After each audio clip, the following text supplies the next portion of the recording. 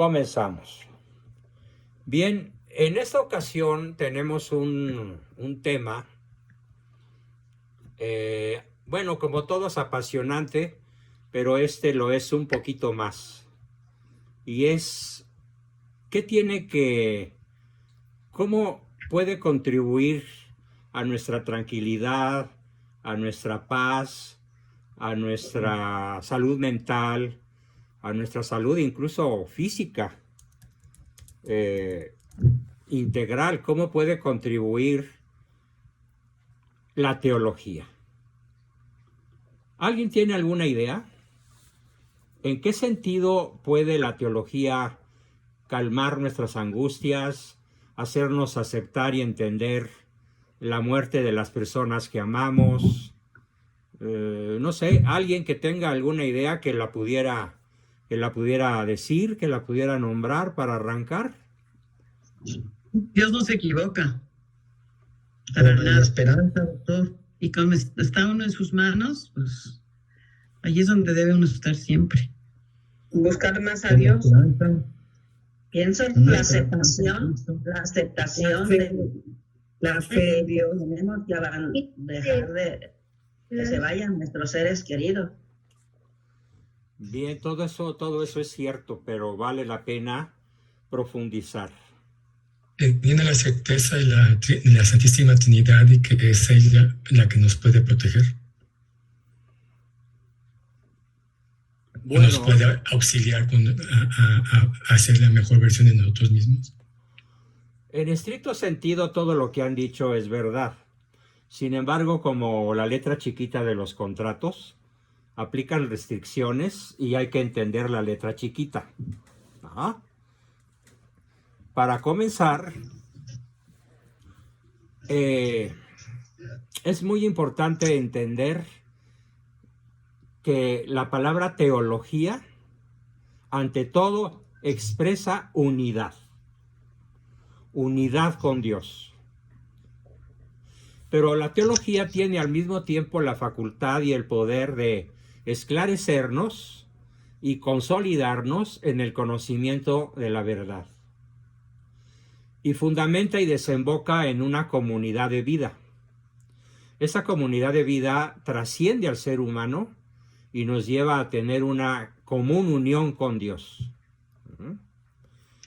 Ahora bien, la teología, que es palabra de Dios, y así vamos, cada vez que yo diga la palabra teología, todos la van a traducir en su mente como palabra de Dios.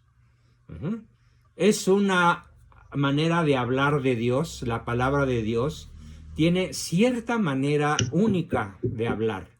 Es una manera muy especial, porque trata de Dios y viene de Él. Y fíjense qué cosa más apasionante nos dicen los grandes teólogos, como Santo Tomás. El hombre, el ser humano, solamente puede hablar de Dios después de que Dios ha hablado de sí mismo con el hombre.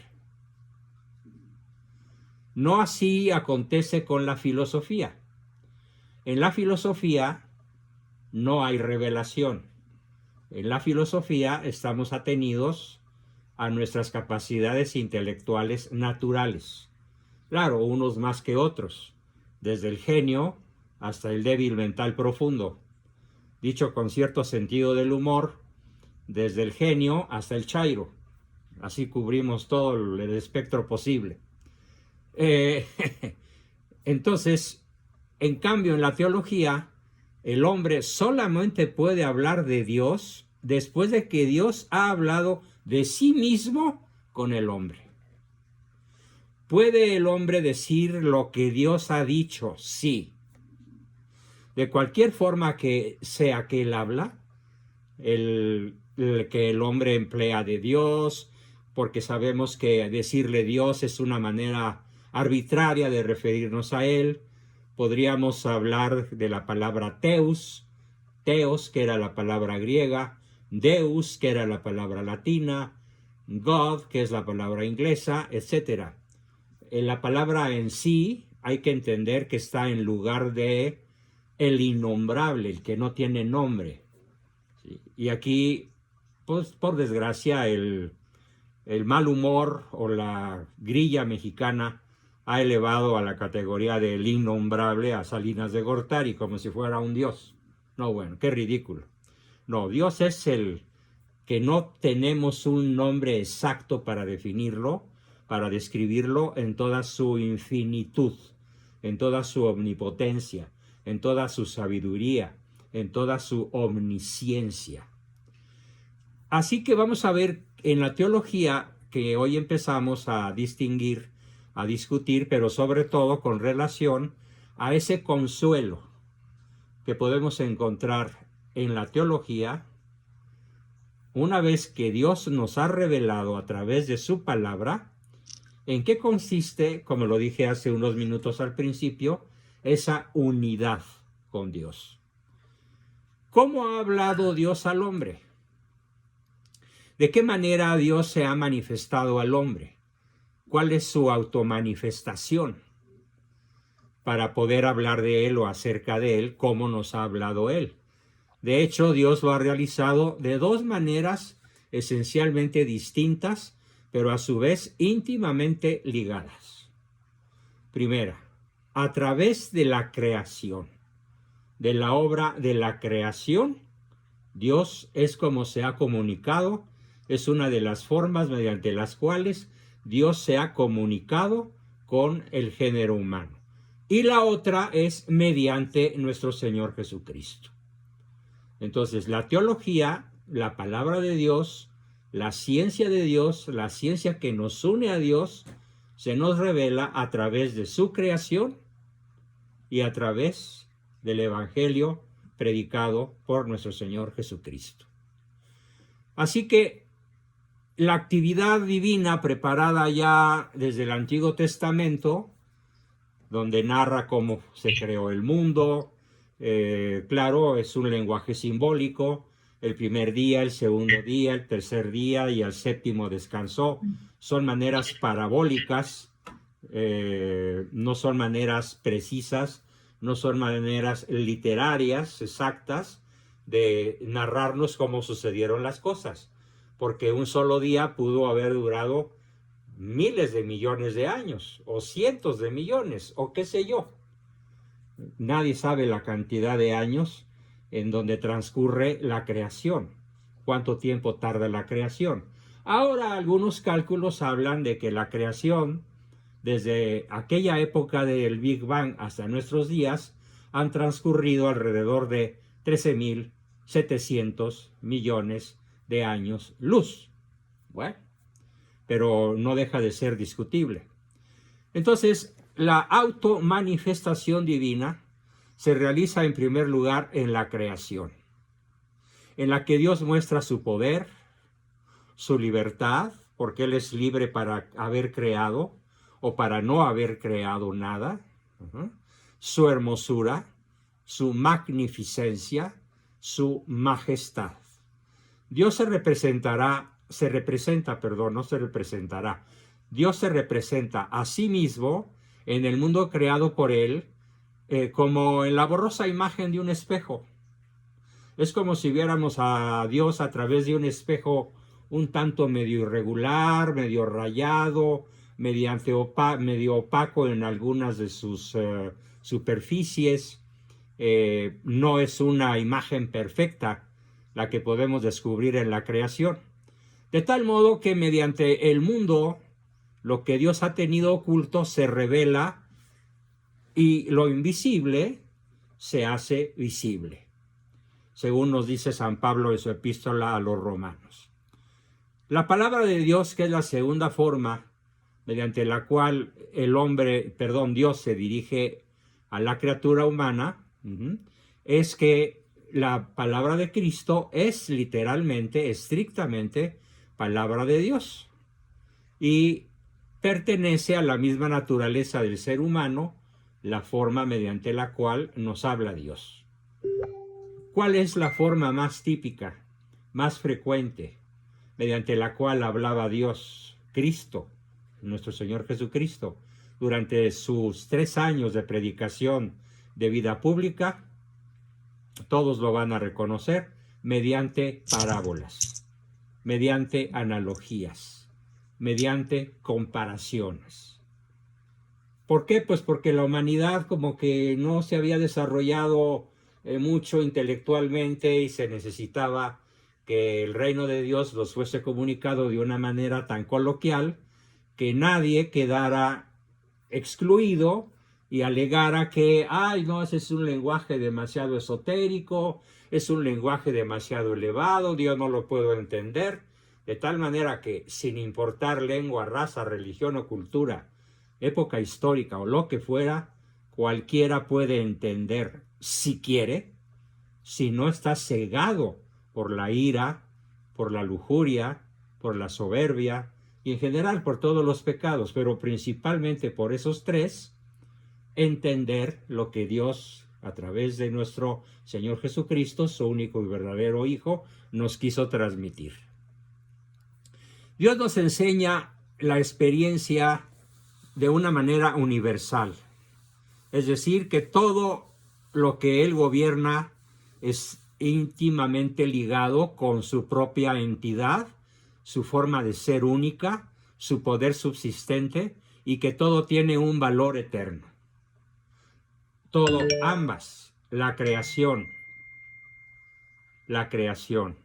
y la palabra de Cristo tienen un valor eterno. Y subsisten, y por lo tanto nuestra obligación es irrecusable. Y la exigencia a la que nos enfrentamos para seguir la palabra de Dios, quienes la hemos escuchado, ya sea exclusivamente a través de la naturaleza o a través de la revelación y a través sobre todo de ambas vías, es una exigencia incondicional. De tal manera que no se puede alegar ignorancia.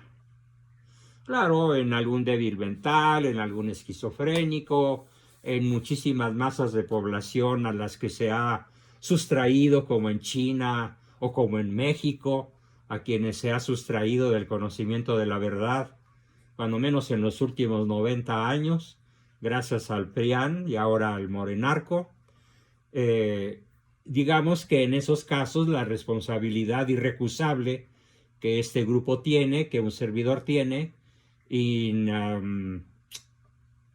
vamos a decir inexcusable, para encontrar un sinónimo perfecto de irrecusable, no se da en esos grupos poblacionales a los que me acabo de referir, pero aún así Dios se encarga de alguna manera de tocar su puerta, mediante formas que solamente Dios conoce, que solamente Dios define en tiempo, forma, oportunidad, modalidad, etc.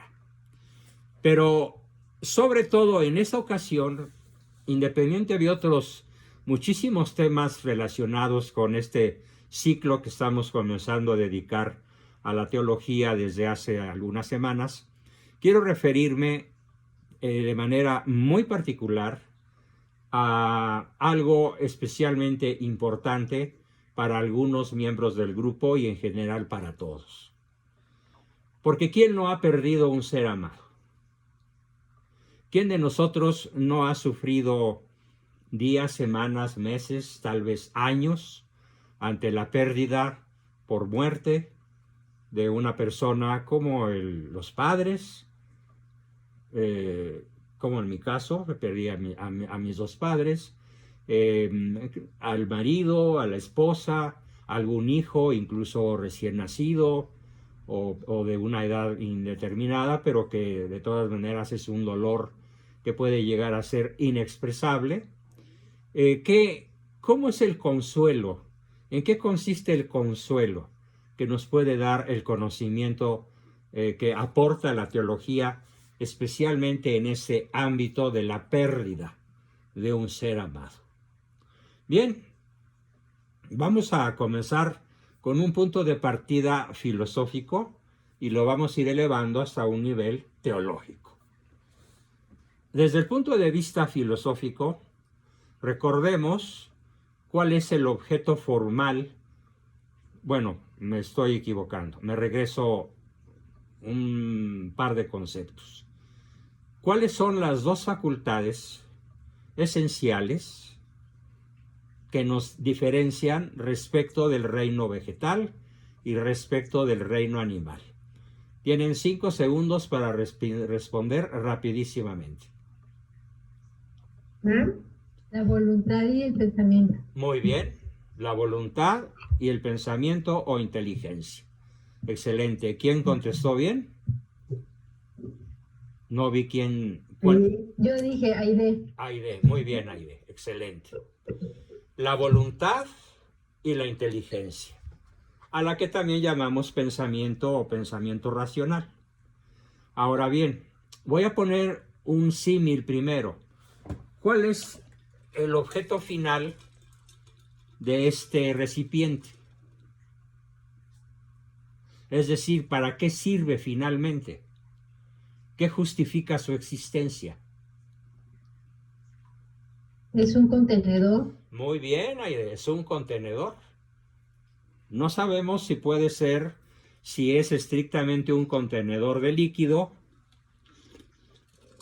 lo es, o un contenedor de piedras preciosas, o un contenedor de dinero, o de un contenedor de cartas de amor, o de qué sé yo, pero es un contenedor.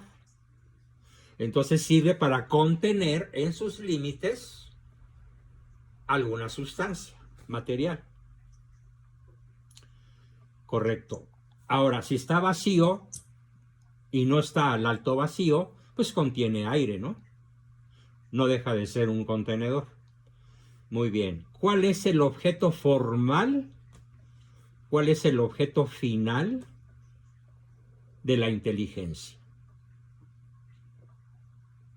Así como Conocer a Dios. el objeto final, el objeto formal de ese vaso es ser un contenedor, el objeto final y objeto formal de la inteligencia humana es ¿qué? Conocer a Dios, ¿no? Saber la verdad. Que acuérdense que estamos en el Conocer la plano verdad. filosófico. Conocer la verdad y la verdad. Todavía no estamos brincando al plano teológico. Estamos en el plano filosófico. Lo dijo Aide otra vez. Ya denle chance, ¿no? Aide dijo otra vez correctamente. El conocimiento de la verdad. La inteligencia tiene como finalidad, como justificación de su existencia, el conocimiento de la verdad. Aquí alguien escribió la palabra eternidad y debo decirle no. No es correcta la respuesta. Por el momento estamos en el plano filosófico y desde el punto de vista filosófico o racional, el objeto formal o causa final de la inteligencia es el conocimiento o la apropiación de la verdad. Muy bien. Cambiamos a la segunda facultad. ¿Cuál es el objeto formal de la voluntad? El objeto final de la voluntad. A la vez, objeto formal de la voluntad. ¿Cuál es? Si tú te lo sabes, Aide, cédale tu plaza a otro. La decisión. No, Saberla manejar. no. Me alegra darles un conocimiento trascendental. El objeto formal Obediencia. de la voluntad es la posesión del bien. La posesión del bien. La posesión del bien. Con la inteligencia conoces la verdad.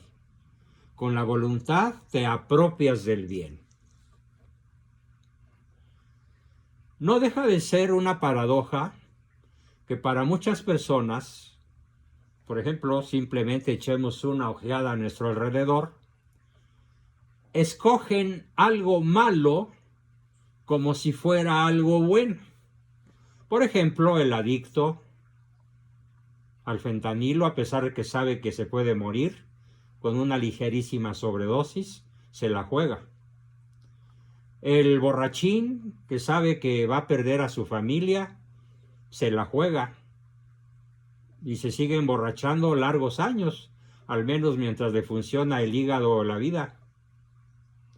O el corrupto, que sabe que está robando y la conciencia le remuerde, pero que no deja de apalear carretadas de oro o de cocaína, como Maduro lo acaban de pillar con 900 toneladas de cocaína en su avión.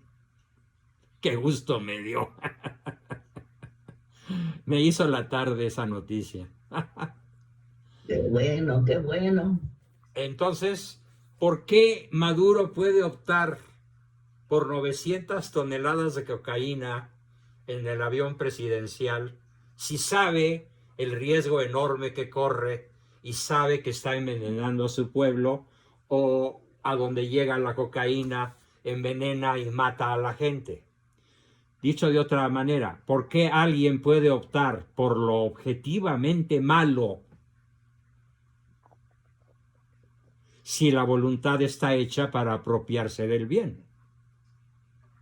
¿Cómo es posible esa paradoja? ¿Quién me la resuelve? Porque le hace sentido adrenalina. A ver, manitas levantadas. Anita. Lo considera bueno, o sea, para él eso es bueno. Sí, pero te falta ¿verdad? la palabra mágica. Porque para él, subjetivamente, eso es bueno. Claro. Sí. Subjetivamente. No objetivamente. Todo hombre busca, no lo bueno. Todo hombre busca el bien. El bien. Sí, no se dice lo bueno, se dice el bien.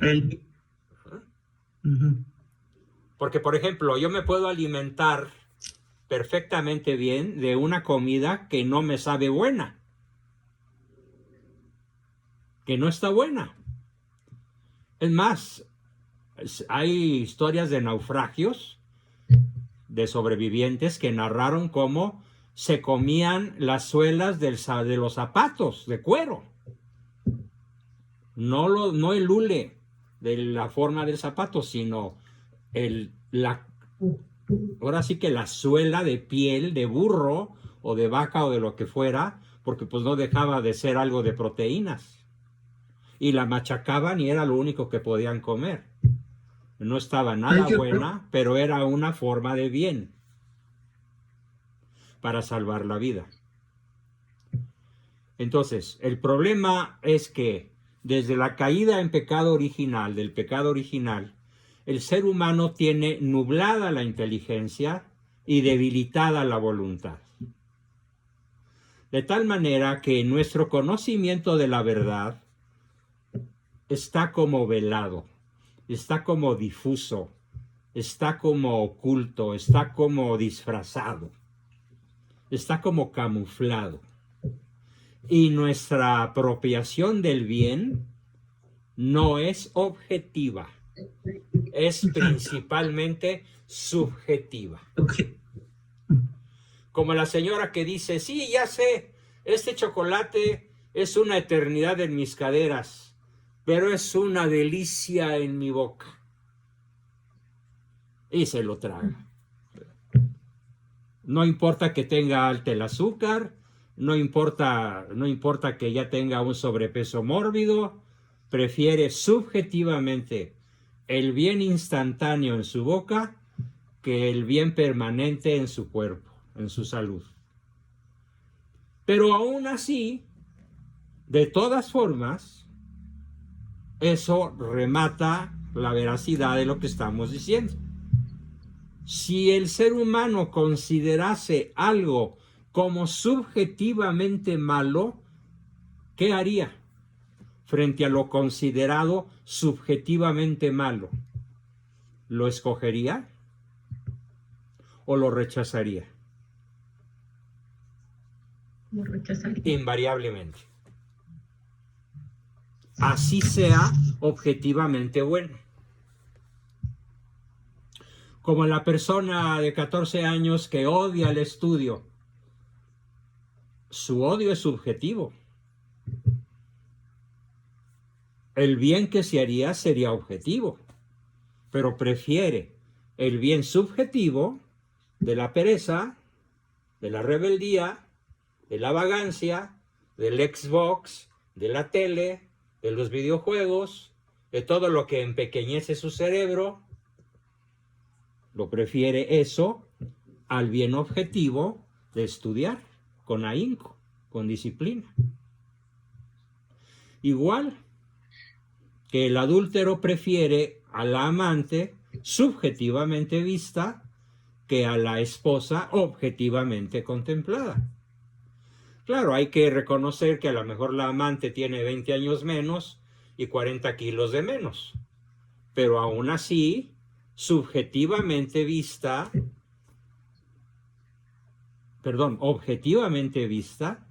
la conciencia no deja de remorderle, a menos que llegue a lo que se llama encallecimiento de la conciencia.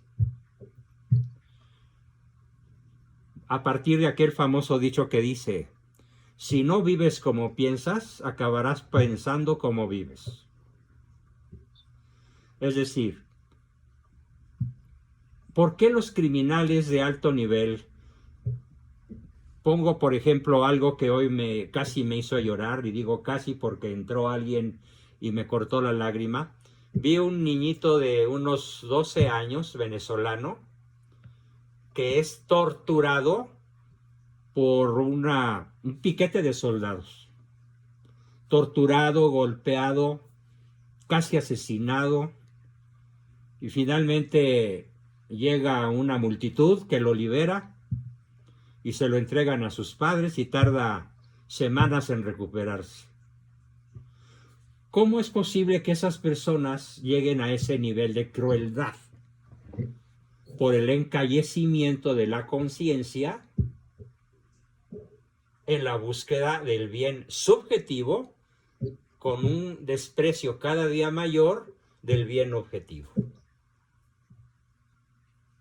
Bien. Ahora, ¿de qué nos sirve todo esto de cara a una de las situaciones más dramáticas que puede enfrentar un ser humano, y es la pérdida de sus seres queridos? Quedándose el vivo unos años más y teniendo que lidiar, que soportar con la partida a la casa del Padre de personas particularmente valiosas o amadas por Él. ¿Qué nos puede proporcionar la teología? Ahora sí damos el brinco a la visión teológica sin desconocer y sin minusvaluar la visión filosófica. Desde el punto de vista teológico, ¿qué ocurre con la inteligencia humana al cruzar la raya de la vida física a la vida eterna? ¿Qué ocurre con la inteligencia?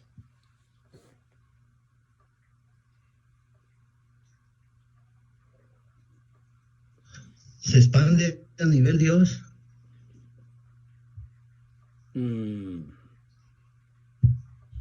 Sí, pero le falta precisión a tu expresión.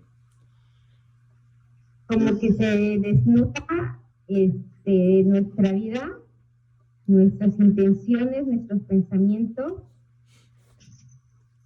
Sí, todo eso ocurre, pero es más estrictamente referido a lo que pasa con nuestra inteligencia. Nuestra inteligencia conoce a Dios como Él se conoce. Si morimos en gracia, conoceremos a Dios como Dios se conoce. Quiero que imaginen por un instante el estado de felicidad que eso supone. Haber llegado al conocimiento del absoluto de manera absoluta. Haber llegado al conocimiento de Dios como Dios se conoce. Pero de tal manera es Dios generoso y amante de su criatura favorita, que conoceremos la creación como Dios la conoce. Cada átomo, cada molécula, cada célula, cada estrella, cada rayo cósmico, cada rincón del universo carecerá de secretos para nosotros. ¿Pueden ustedes imaginar un mayor grado de beatitud, de plenitud, de felicidad?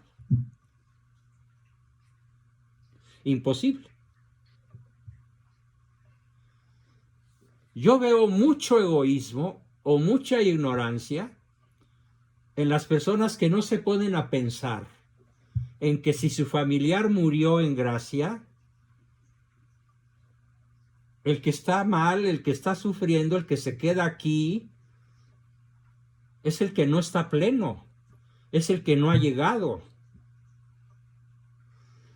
Es que hay que pensar con psicología inversa.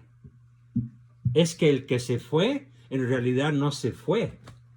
El que se fue ya llegó. No se me fue. Llegó a donde le conviene como nada más llegar. Luego entonces, si no soy egocéntrico, si no soy egoísta, si no soy narcisista, su felicidad, si yo lo amo, forzosamente tiene que ser la mía. No dejaré de extrañarlo. A lo mejor no dejaré de estirar la mano en ese hueco que deja la cama pensando de manera refleja que ella está ahí. Como cuando a mí me pasa que mi esposa viaja por razones especiales que no se pueden evitar, y en las mañanas al despertar estiro la mano y ¡ay, no está! ¡Ay, ya me acordé dónde anda! ¿Sí? Bueno, la podemos extrañar a esa persona, pero si yo reflexiono, si yo pienso, si yo me hago cargo de qué manera está viviendo esa persona en este momento en el que yo estoy acá en la tierra y ella está conociendo a Dios, conociendo la verdad, conociendo la creación, conociendo a Dios como Él se conoce, qué acto tan egoísta es estar triste. Y ítem más, todavía hay más. ¿Qué sucede con la voluntad? ¿De qué se apropia la voluntad? Quiero que se imaginen por unos instantes cuál es el bien terrenal que más valoran. La riqueza, la salud, el amor de su familia, la paz de su colonia, la tranquilidad, el progreso de su negocio. Y de todo eso hagan una bolita, un solo el bien. Y ahí está todo, los recuerdos, ahí está todo a lo que podemos aspirar en la tierra, todo junto. Mi pregunta es, ¿eso puede saciar al corazón humano? No. No puede. No, no. No puede. No. ¿Qué es lo único que puede saciar a la voluntad humana? Al deseo de la posesión absoluta del bien absoluto. Solamente puede ser saciada esa voluntad de absoluteidad, esa voluntad de posesión del absoluto para siempre, por toda la eternidad. Solo Dios, el bien máximo posible, puede saciar el corazón humano.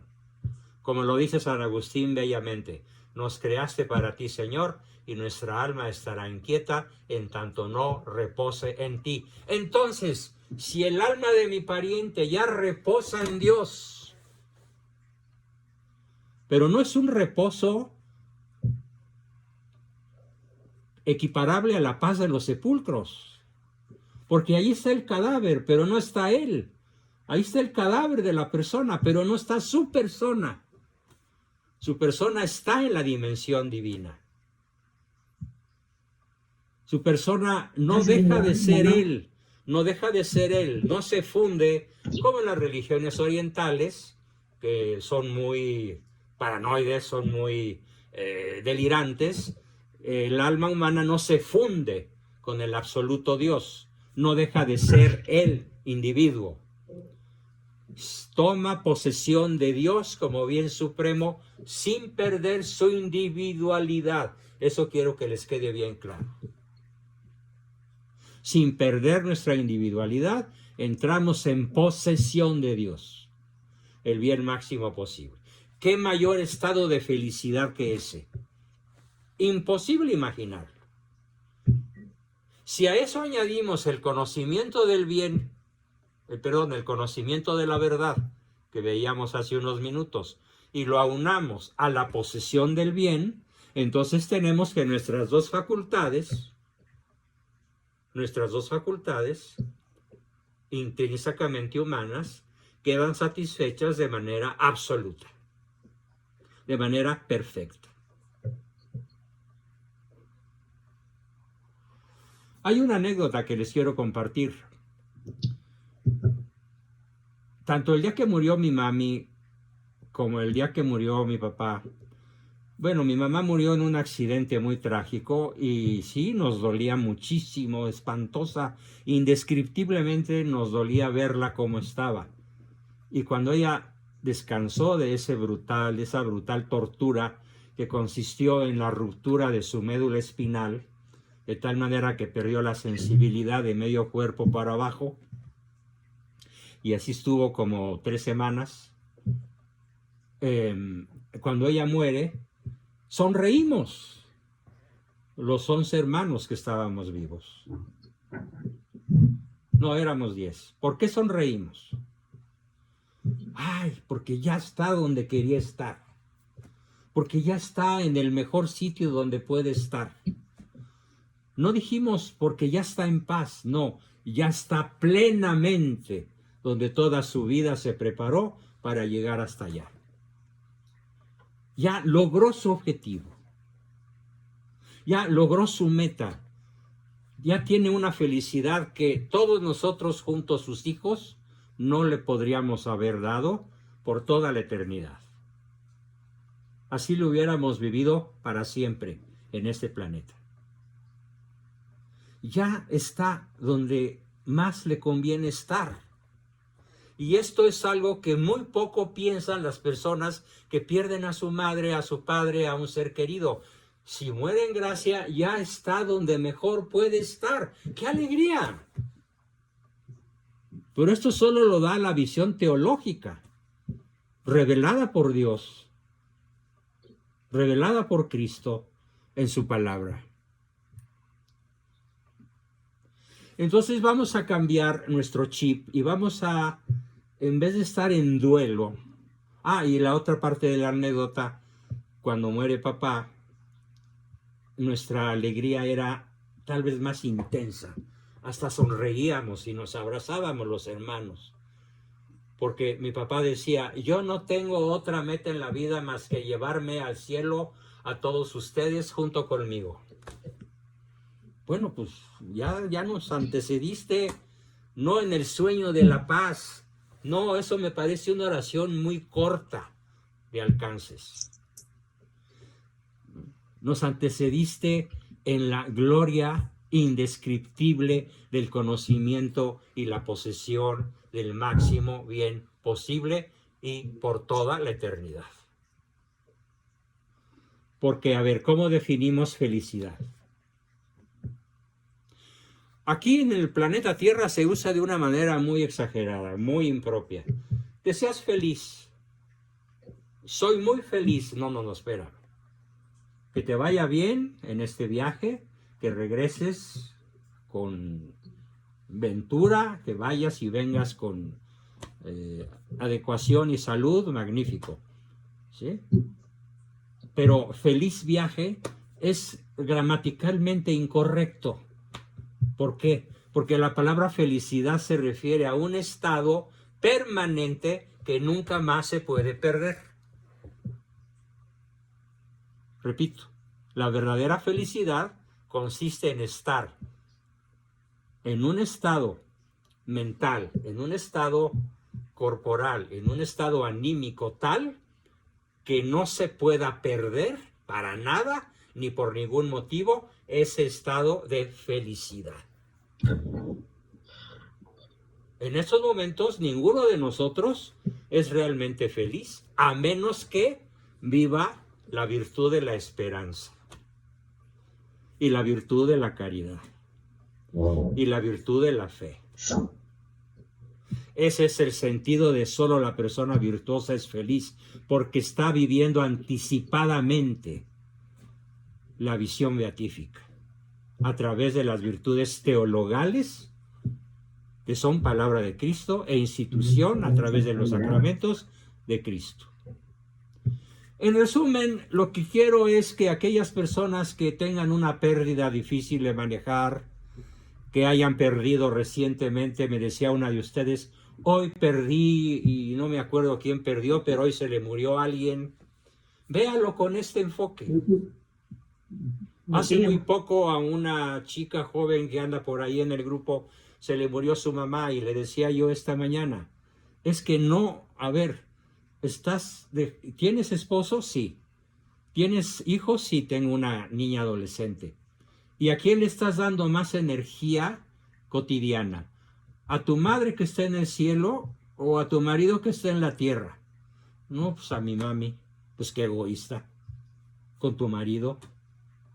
¿Y a quién le das más energía? ¿A tu mami que está en el cielo o a tu hija de 13 o 12 años que te necesita de cuerpo y de tiempo entero para que la eduques con caricias, tiempo y reconocimiento? No, pues a mi mami. Pues qué egoísta. Les estás quitando a tu marido y a tu hija el tesoro de tu amor por un acto de egoísmo al no dejar ir a tu madre a donde ya es feliz de una manera indescriptible y para siempre. Y además, otra cosa, si tú haces todo lo necesario, llegarás a estar un día con ella. Allá llegarás a estar. Entonces, ¿cuál es el problema real? Y me contestó, pues realmente visto así, ninguno. En efecto, ninguno. Bien, pues hasta aquí termino mi exposición y espero alguna pregunta, algún comentario, alguna aportación. Adelante, Estela. Permíteme pausar y continuar. Recording stopped. Recording in progress.